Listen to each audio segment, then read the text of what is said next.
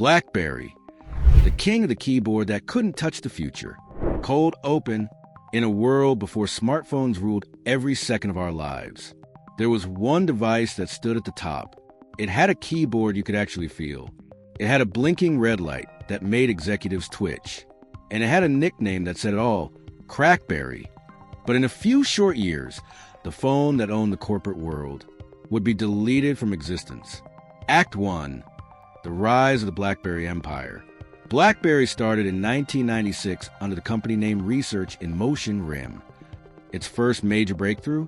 The BlackBerry 850, a two-way pager. It looked basic, but it was revolutionary. Secure mobile messaging, email on the go, and rock-solid encryption. Business execs loved it. The government trusted it. And by the early 2000s, BlackBerry became the official smartphone of serious people. Its signature? White heavy checkmark, a physical QWERTY keyboard. White heavy checkmark BBM, BlackBerry Messenger. Private, instant, addictive. White heavy checkmark push email, real-time alerts, and unmatched battery life. If you had a BlackBerry, you were about business. Wall Street, Hollywood, DC, everyone was on it. In 2009, they had 80 million active users, over 40% of the US smartphone market.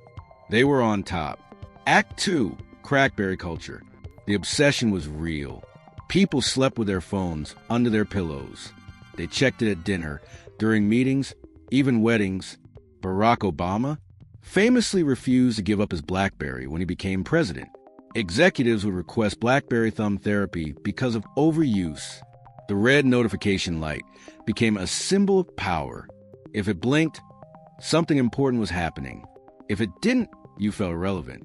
BlackBerry wasn't just a brand. It was an identity. Act 3, enter the iPhone. In 2007, Steve Jobs walked on stage with something new. A phone with no keyboard. No stylus. Just screen. BlackBerry laughed.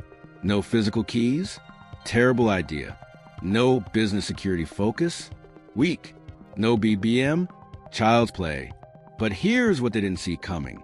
The rest of the world fell in love with touchscreens. The App Store exploded. Developers ignored BlackBerry OS in favor of iOS and Android. Suddenly, BlackBerry wasn't cool. It was clunky. By 2010, Apple and Android were pulling ahead. And BlackBerry? Still stuck on old software and the idea that keyboards would never die. Act 4, panic and pivot. In response, BlackBerry rushed out new phones. The BlackBerry Storm, a touchscreen model that was glitchy and late. The Playbook tablet, launched without basic features like email.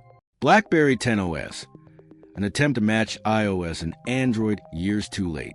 Each move felt reactive, not visionary. They tried Android phones. They tried enterprise software. They even tried licensing the brand to other companies. Nothing worked. Act V, the fall from grace. The fall wasn't just about losing market share. It was about losing relevance. By 2016, their global market share dropped below 0.1%. In 2020, they finally stopped making phones altogether. And in January 2022, BlackBerry officially shut down its legacy phone services. If you had a BlackBerry device, it could no longer call, text, or connect to data. Gone. Just like that. Legacy? BlackBerry didn't just build a phone. It built the blueprint. Encrypted messaging? They did it first. Mobile email? They nailed it. Push notifications? BlackBerry invented the addiction. They gave the world its first real taste of what it felt like to be constantly connected. But they also taught a brutal lesson. In tech, what worked yesterday can bury you tomorrow. Closing reflection. BlackBerry's story is a tragedy and a tribute. It built the castle, but refused to remodel. It won the war and lost the peace. Because in the race for the future, loyalty doesn't matter. Only innovation does. BlackBerry ruled the mobile world until the world swiped it away.